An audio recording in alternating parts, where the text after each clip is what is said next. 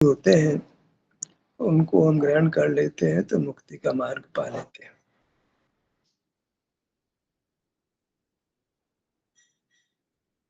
नाम ही स्वाध्याय है, स्व का अध्ययन। तो स्व का अध्ययन स्व शास्त्र में थोड़ी है, स्व तो आप ही है। जो शास्त्र पढ़ रहा है वही तो स्व है। उसको पढ़ना बंद करना है, इतनी सी बात है। पढ़ना बंद करे तो अपने में होता है, अपने में होता है, वही मार्ग है, वही मोक्ष का स्वरूप है। अपने में होना माने अपनी काय में होना, कायस्थ होना। वहाँ सहज ही अपने सुख का संवेदन होता है। काय में स्थित होना वही स्व संवेदन है, क्योंकि उसमें स्व का माने सुख का संवेदन होता है। वहाँ स्व का जब संवेदन बोलते हैं तो स्व का अर्थ सुख होता है, सुख का संवेदन होता है। और जीव अपने क्षेत्र में सुख ही है, जैसे मिश्री मिठास ही है, उसका पूरा क्षेत्र, ऐसे हमारा पूरा क्षेत्र सुख ही है। वह सुख हमारे अनुभव में आता है और पराशय छूटता जाता है तो दुख भी समाप्त होता जाता है। जैसे जैसे पराशय छूटता है वैसे वैसे स्वाश्रय होता है, और जैसे जैसे स्वाश्रय होता है वैसे वैसे सुख की प्राप्ति होती जाती है। स्वयं माने सुख होता है। हमने स्व को ज्ञान मान लिया तो भाई पराश्रय में रहते हैं। ज्ञान की पर प्रकाशकता तो जग जाहिर है, और स्व प्रकाशकता नहीं है यह भी जग जाहिर है कि स्व तो अमूर्त है, वो ज्ञान में कैसे जाना जाएगा। और मान लिया गया कि ज्ञान स्व को जानता है। सुख जानने की चीज नहीं होती है, स्व तो सुख है, वह भोगने की चीज है, अनुभव करने की चीज है। वह स्व संवेद्य है, ज्ञेय नहीं है, प्रमेय नहीं है। और जब अनुभव करते हैं तो वह ज्ञाता प्रमाता जाननार न्यायक भी नहीं है, वह तो केवल सुख भोजी है। सुख की हमें कामना है तो बस क्या करें, विज्ञानाभ्यास करें कराएं, बस यही मार्ग है। इसी को हमने स्वीकार करना है। कोई व्यक्ति इतना ही बोलता है कि ध्यान को ललाट पे लाइए, हाथ पे लाइए, पाँव पे लाइए, पेट पे लाइए, पीठ पे लाइए। इतने से को हमारा मन मस्तिष्क हृदय मोक्ष मार्ग स्वीकार कर ले, बहुत बड़ी बात है। बस अब हमने ललाट बोला, हमने ध्यान को ललाट पे ले आए तो हम सुख के स्रोत से जुड़ गए, सुख होने लग गया, हमारा काम सिद्ध हो गया। तो एक आलम्बन लेने की कमजोरी थी, वो आलम्बन मिल गया। चाहे तो करना, चाहे तो आलम्बन लेना, चाहे तो अंगों का नाम बोल के रिकॉर्ड कर लो, और चलने दो अंगों का नाम, कानों में पढ़ने दो अंगों का नाम, और उसके सारे सारे अपने अंगों से जुड़ते रहो। कोई किसी व्यक्ति की जरूरत भी नहीं, 24 घंटे एक ही काम, 24 घंटे अंगों का नाम सुनते रहो, अंगों पे जाते रहो, अपने स्रोत से जुड़े रहो। कोई विकल्प नहीं, कोई चिंतन नहीं, कोई मनन नहीं, कोई भी पदार्थों का जानना नहीं, कोई धर्म का नाम नहीं, कोई गुरु का नाम नहीं, कोई शास्त्र का किसी देव का नाम नहीं। बस अपने अंगों पर आना, ठहरना, सुख का भोगना, पर का नाम भी नहीं, पर का लेश भी नहीं, पर के जानने का लेश नहीं। तो फिर हम द्रव्य इंद्रियों से भी मुक्त हो जाते हैं। पर का जानना मिटता है तो फिर हम काहे को इंद्रिया मिले, हमारे को जरूरत ही नहीं है, हमारे को फालतू चीज किसके पास क्यों हो। फिर हम इंद्रियों से रहित हो जाते हैं। जब तक जीव इंद्रियों का उपयोग करता रहेगा उसे एकाधिक इंद्रिया मिलती रहेगी, बंधन मिलता ही रहेगा। हम समझते हैं इंद्रियों का मिलना अच्छी बात है, इंद्रियों का मिलना बंधन का मिलना है। ज्ञान का मिलना बंधन का मिलना है। ज्ञान की वांछा माने बंधन की वांछा, स्वतंत्रता की वांछा, दुख की वांछा। ज्ञान की वांछा है वो दुख की वांछा है। हमें सुख की वांछा है तो ज्ञान को बिल्कुल वांछा नहीं करनी है। ज्ञान में रहेंगे तो सुख अनुभव में नहीं लिया जा सकता है। ज्ञान मूर्त को जानता हुआ अमूर्त का ग्रहण नहीं करता है। और जो अमूर्त वो सुख का बना है, इसलिए वो ज्ञेय नहीं है, प्रमेय नहीं है, वह संविद्य है। हम ज्ञाता भी नहीं है, ज्ञेय भी नहीं है, हम संवेदक संवेद्य हैं। कितना बड़ा अंतर है। हम जाननहार नहीं है, हम संवेदक हैं। दूसरे शब्दों में कहें तो हम सुख के भोगता है। ज्ञान में पर है तो वह परतंत्रता होगी, द्वैत हो गया, बंधन हो गया, विकार हो गया। हमें अकेले होना है। अकेले तभी होते हैं जब हम ज्ञान का त्याग कर देते हैं। तो अकेला नहीं करता है, हमको पर के साथ जोड़ देता है। और हम ज्ञान छोड़ देते हैं तो पर के साथ जोड़ समाप्त हो जाता है। हम अकेले एकत्व में जीतते हैं। और जो अकेले एकत्व में जीता है वही तो परमात्मा है।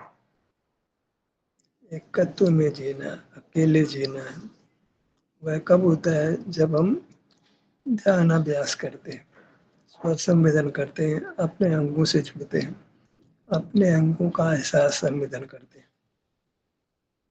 एक एक क्षण बढ़ता हुआ हमको निरंतर स्व संवेदन में स्थापित करेगा। बीज है तो वृक्ष भी बनेगा, बीज नहीं है तो वृक्ष कहाँ से बनेगा?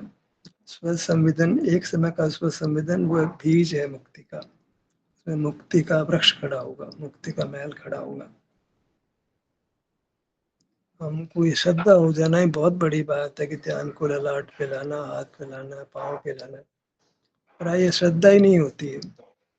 साथ पढ़ने वालों को या क्रिया पालने वालों को, मुनि बनने वालों को, पंडित की वेश लेने वाले को ये श्रद्धा ही नहीं होती है कि ध्यान को आंख बंद करके ललाट पे लाना है, सिर पे लाना, हाथ पे लाना, पाँव पे लाना। इतना ही तो मोक्ष का स्वरूप था, मोक्ष मार्ग का स्वरूप था। मोक्ष के स्वरूप में तो खैर अंगों का नाम नहीं है, अंगों का आश्रय नहीं, पूरे शरीर का आश्रय है। अभी छद्मस्त अवस्था में शरीर का आश्रय नहीं होता, अंगों का ही आश्रय होता है। और अंग अंगी तो एक ही सत्व के बने होते हैं। अंग का आश्रय वो शरीर का ही आश्रय है। बस उसके किसी भाग का आश्रय है, पर सब भाग एक जैसे बने हैं। जैसा संपूर्ण शरीर है वैसा ही छोटा भाग भी वैसा ही है। मिश्री पूरी मीठी है, पूरा मिश्री का टुकड़ा मीठा है तो मिश्री का छोटा भाग भी मीठा है। अंश अंश की एकता है। जैसा हमारा छोटा भाग है वैसे हमारा बड़ा भाग है। जैसा बड़ा भाग हमको परतंत्रता से मुक्त करता है, वैसे छोटा भाग भी हमको परतंत्रता से मुक्त करता है। बस खेद इतना ही है कि अभी हम निरंतर अपने में स्थिर नहीं रह पाते, अपने मुख नहीं रह पाते। आंखें खुली जाती है, इंद्रिय व्यापार हो ही जाता है, विचार हो ही जाता है, बोलना हो ही जाता है, काय चेष्टा हो जाती है, पर पदार्थों को उपयोग में लेने लगते हैं। एक तो इंद्रियों से जानना, फिर उनका अनेक प्रकार से पदार्थों का उपयोग करना, वो काय चेष्टा के माध्यम से होता है। तो हाथ पैरों के आश्रय से, मुंह के आश्रय से पर पदार्थों का सेवन करते हैं, जानते भी हैं और अनेक प्रकार से उनको उपयोग में भी लेते हैं। कपड़े को देखते भी हैं, कपड़े को पहनते भी हैं, जूते को देखते भी हैं, जूते को पहनते भी हैं, कार को देखते भी हैं, कार को यूज भी करते हैं। तो एक तो जानना और फिर पदार्थों को उपयोग में लेना, वो क्रिया के माध्यम से होता है। तो ज्ञान भी कर रहे हैं, क्रिया भी कर रहे हैं और संवेदन नहीं कर रहे हैं। हमेशा से ऐसा चलता है, उसको ब्रेक करना है। वो कट ऑफ पॉइंट हम ला रहे हैं जहाँ उसको भूतकाल का विषय बनाना चाहते हैं। वर्तमान में एक क्षण ही रहते हैं, लेकिन भावना होती है कि पराशय हमारा भूत बन जाए, वर्तमान भी नहीं रहे, भविष्य भी नहीं रहे, केवल स्वाधीन जीवन हो, स्वाश्रित जीवन हो। बोलने को तो भजन बोल देगा स्वाश्रित जीवन हो, पर स्व की परिभाषा नहीं है। शब्द तो हम कॉपी कर लेते हैं, कॉपी पेस्ट कर लेते हैं, समझ लो शास्त्र से पढ़ लिया और बोलने लग जाते हैं, और वो जीवन नहीं बनता है। जीवन क्यों नहीं बनता है? उसका विधि खो जाती है। ध्यान की विधि क्या है? ये आंखें बंद करो, ध्यान को नाभि हृदय मस्तक ऐसे विभिन्न अंगों पर लाओ। ऐसे ध्यान की विधि लिखी तो गई है शास्त्रों में, ऐसा नहीं लिखी गई। जयचंद जी भी लिखते हैं, सदाशिव कासलीवाल भी लिखते हैं, ज्ञानानंद शिवचंद्र भी लिखते हैं, और जैसे लगता है कि वो लिखते ही है, प्रयोग में नहीं लेते। प्रयोग में लेने वाला तो मौन हो जाता है, फैलता नहीं। कॉपी पेस्ट जैसा कहीं पढ़ लिया और उसको लिख देते हैं। आपाद मस्तक की बात भी करते हैं, इंडस धर्म ध्यान को भी धर्म भेद में रखते हैं, पर वह ऐसा रहता है कि केवल जगह पा गया, बाकी उसका कोई महत्व भाषित नहीं होता है, जबकि वही सर्वस्व था। इसको थोड़ा स्थान देना ही बताता है कि उसका महत्व उनको भाषित नहीं है। पिंडस धर्म ध्यान कहने से सारी जिनवाणी कही गई, सारा मोक्ष मार्ग कहा गया, कुछ बचा ही नहीं है। जैसे वो तो परमात्मा का रूप है, इससे तो परमात्मा ही तो होना हमारे को। पिंडस्थ ध्यान ही परमात्मा का रूप है, उसको ध्यान नाम भले मत दो, पिंडस्थ तो है ही है। वहाँ ध्यान का फल है, पिंडस्थ है और ध्यान का फल है, क्योंकि वहाँ प्रयत्न नहीं है। जहाँ तक प्रयत्न है वहाँ तक ध्यान नाम पाता है, जहाँ प्रयत्न नहीं हो ध्यान का फल नाम पाता है। हमको तो ऐसी भावना कि बिना प्रयत्न के ही हम अपना एहसास करें, हो ही जाना है। जब इंद्रिया नहीं मिलती है तो मूल पदार्थ विषय ही नहीं बनता है, विषय नहीं बनता है तो बंद ही नहीं होता है। इंद्रिया ही नहीं मिलती है तो राग द्वेष नहीं होता है। बस कायस्थ होने में बड़ा लाभ यही है कि हमको पुनः इंद्रिया नहीं मिलेगी। ये शरीर तो संयोग है, तो इसका तो वियोग होगा, कोई चाहे तो भी इसको रोक नहीं सकता है। संयोग होता है, इसका वियोग होता है। तो संयोग होना तो अच्छी बात नहीं थी, तो इसका तो वियोग हो जाए तो खेद नहीं है। मरण होना माने पुद्गल देह का अलग हो जाना, वो तो वांछित है। मृत्यु की तो भावना बना चाहिए उल्टा, कब इस मूल शरीर से मुक्त होंगे। रात दिन यही भावना, कब इस मूल शरीर से मुक्त होंगे। हमें नहीं चाहिए इंद्रिया, नहीं चाहिए हाथ पांव, इससे हमें मुक्त होना है। उसी का उपाय हम कर रहे हैं, इंद्रियों से मुक्त होने का उपाय, हाथ पैरों से मुक्त होने का उपाय, बोलने की शक्ति जो मुंह मिला उससे मुक्त होने का उपाय, विचार करने की शक्ति जो मन मिला, स्मृति के लिए मस्तिष्क मिला है, इस सब से हम मुक्त होना चाहते हैं। पुद्गल पद सुविधाएं नहीं चाहिए हमारे को, हम अकेले ही बहुत है। पुद्गल के सहारे का कुछ भी नहीं चाहिए हमारे को, न ज्ञान चाहिए, न सुख चाहिए, न बल चाहिए। तुम्हारा अनंत गुण तुम्हारे पास रखो, हमें सब कुछ नहीं चाहिए। पुद्गल के सारे जो अनंत गुण तुम कहते हो हमें कुछ नहीं चाहिए, हमें हमारा स्वरूप ही पर्याप्त है, वो केवल सुख है। उस केवल सुख को व्यास में पाते हैं, वहाँ सुख का ही अनुभव होता है। कोई पदार्थों का जानना, कोई क्रिया कुछ नहीं होती, केवल सुख का अनुभव होता है। वह सुख का अनुभव निरंतर हो जाए, ऐसी भावना, केवल भावना नहीं, ऐसा ही प्रयत्न हमको चाहिए। ये कहकर बात समाप्त करता हूँ।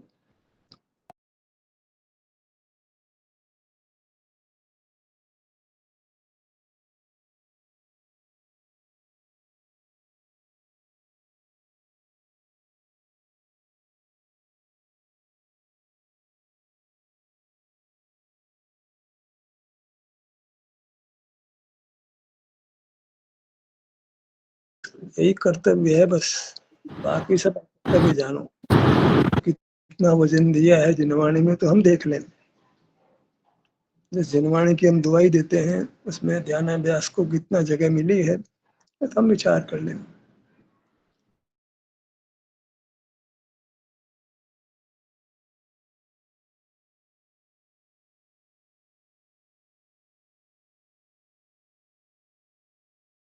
जो हमारे धार्मिक क्षेत्र हैं वहाँ ध्यानाभ्यास कितना किया जाता है, कराया जाता है।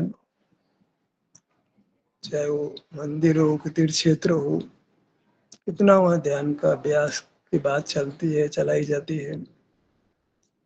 धर्म क्षेत्र है या कुछ और है, धर्म क्षेत्र में तो एक धर्म तो एक ही है, ध्यानाभ्यास करना। वो नहीं है तो कहेगा धर्म क्षेत्र है।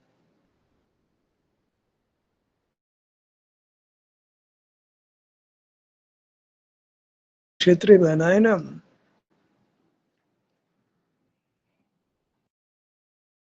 योग को व्यभिचार कहते हैं, विस्कुंभ कहते हैं, और उसी को हम आश्रय देते हैं, शरण देते हैं, उसी को चलाते हैं। तो मुंह में राम बगल में छुरी जैसा काम नहीं हो जाता है।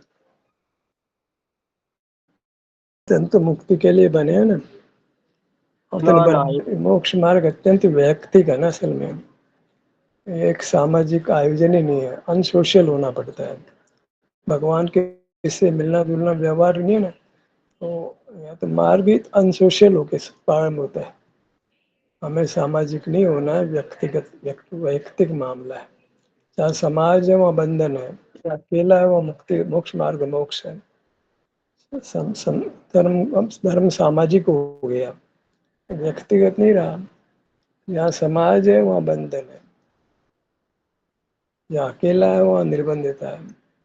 हमने धर्म को एक सामाजिक रूप दिया है, तो समाज में तो अल्टीमेटली विषय सुख की बात ही चलती है। मंदिर भी एक विषय बन जाता है, शास्त्र भी एक विषय बन जाता है, गुरु भी एक विषय बन जाता है। सर्वत्र वो इंद्रिय ज्ञान ही राज्य करता है। धर्म को समाज से अपेक्षा ही नहीं रखनी चाहिए तो धर्म की। धर्म अत्यंत व्यक्तिगत है, सामाजिक है ही नहीं। जहाँ समाज है वहाँ धर्म नहीं है। के लोग साथ नहीं होते, समाज तो कहाँ साथ हो जाएगा।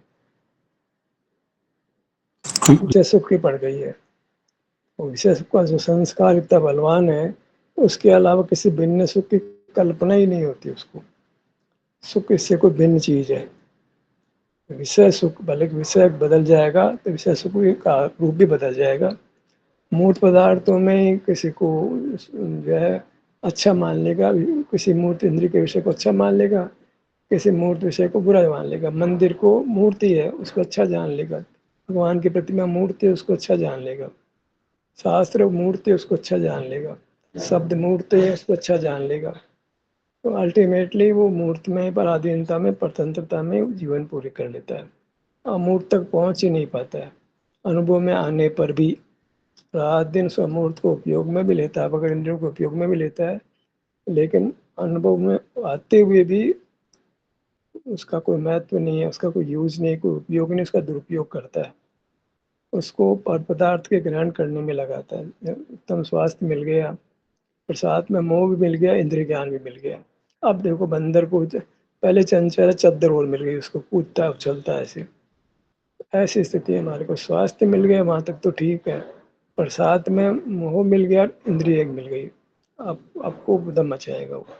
अकेला स्वास्थ्य मिलता तो कोई तकलीफ नहीं थी, साथ में मोह मिल गया, इंद्रिया मिल गई, दो मिल करके स्वास्थ्य को घंटादार करेंगे, वो नाश करेंगे। तो हम क्या करें, मुंह पे तो कर्म तो दिखता नहीं है हमारे को, तो होने वाला परिणाम है जोर चलता है इंद्रियों पर ही।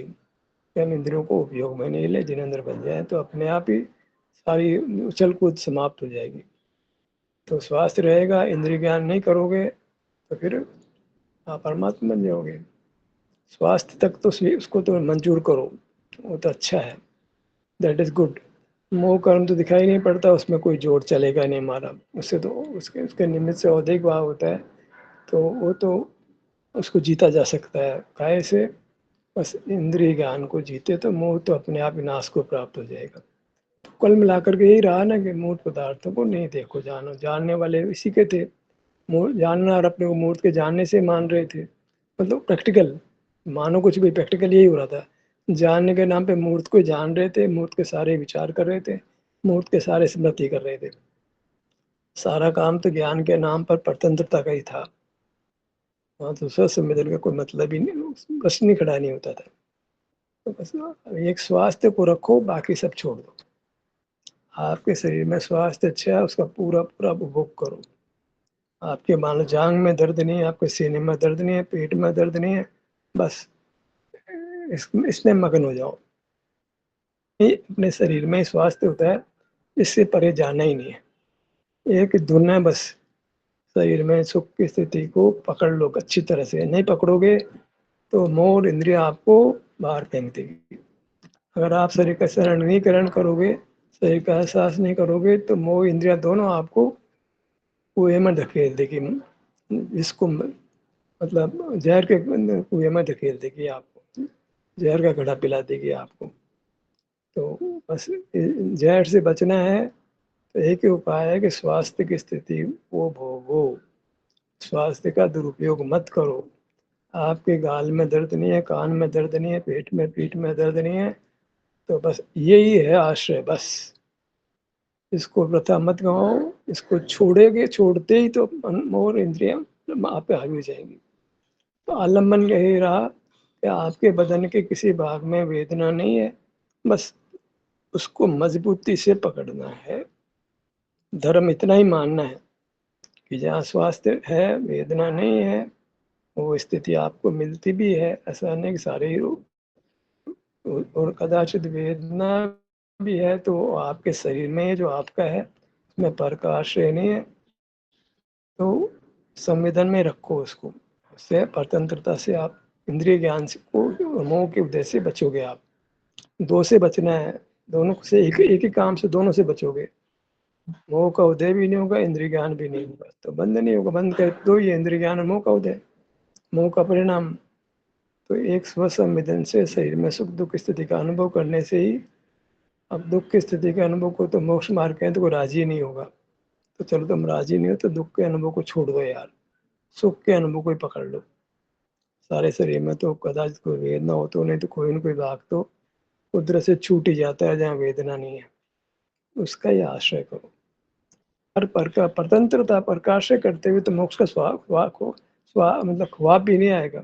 वहीं तुम ठहर जाओगे तो अनंत काल संसार ही होता रहेगा। तो अपने क्षेत्र में सुख दुख के अनुभव के अलावा तो कोई रास्ता है ही नहीं। इसको हम ध्यानाभ्यास कर रहे हैं, इसके अलावा कोई रास्ता नहीं है। ध्यास ही रास्ता है और बहुत संक्षिप्त है। आपाद मस्तक यहाँ मुख्य रूप से तो सुख की स्थिति को भोगना है। कदाचित दुख आ जाए तो टेम्परेरी है, थोड़ा सहन कर लो, चला जाएगा, चिंता पक्का चला जाएगा। तुम्हें विश्वास नहीं हो रहा कि भोगने में वर्तमान ही आता है, वो चारा नहीं है। फिर आप वर्तमान के वेदना को आप सहन कर लो। अगर आपने सुख के स्थान पर नहीं जा पाते हो, एहसास मोक्ष का मार्ग है, संवेदन मोक्ष का मार्ग है। सुख का हो या दुख का हो, अवश्य आप कर्मों से मुक्त हो जाओगे, परमात्मा हो जाओगे, अनंत काल तक सुखी हो जाओगे। तो अब इस मार्ग को कौन स्वीकार करता है, कौन नहीं स्वीकार करता, अपन स्वीकार कर रहे हैं ना, वो पर्याप्त है बस। कहेंगे तो लगाया तो यार, आप पूरा बोल दो ना, आप तो पूरा जीवन धर्म में लगा दे, गृहस्थी पाली नहीं, तो आप बोलो तो सही। करते हैं